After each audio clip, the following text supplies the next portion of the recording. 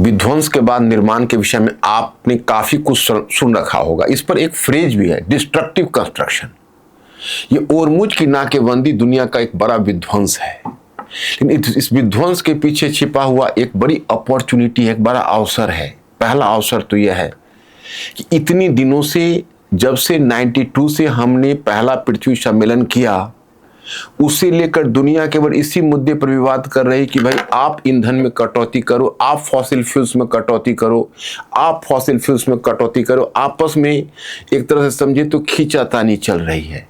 लेकिन इस बार इस ओरमुज क्राइसिस ने यह दिखा दिया कि आपको फॉसिल फ्यूल से आगे बढ़ना पड़ेगा।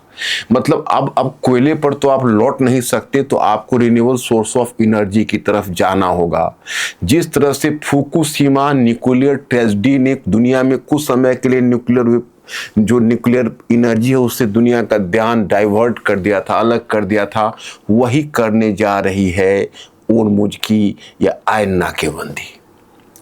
और मैं आपको एक चीज और भी बताऊं, इतना ही नहीं, सी फेयरिंग के रूल्स भी फिर बनेंगे। फिर एक बार दुनिया में सामुद्रिक यातायात के नियम बनेंगे। आखिर ओरमुज की मनमानी ने यह दर्शा दिया है कि आपके बगल में अगर कोई सी है, कोई जल डमरू मध्य है, कोई स्ट्रेट है, तो आप मनमाने तरीके से उस चौक पॉइंट को रोक नहीं सकते। इंडोनेशिया, कल को पता चले कि इंडोनेशिया ने अपने चोक पॉइंट को रोक दिया, मलक्का चोक पॉइंट को रोक दिया। किसी ने पता चला कि भाई दुनिया के जितने भी और भी बड़े बड़े चोक पॉइंट्स है उसको रोक दिए गए। तो इस तरह की मनमानी अधिक समय अब चलने वाली नहीं है। एक बहुत जल्दी इस पर इंटरनेशनल कॉन्फ्रेंस होगा और जिसमें फिर एक बार सामुद्रिक यातायात के, ओशनिक ट्रांसपोर्टेशन के, ओशनिक जो ट्रैफिक है उसके नियम तय किए जाएंगे।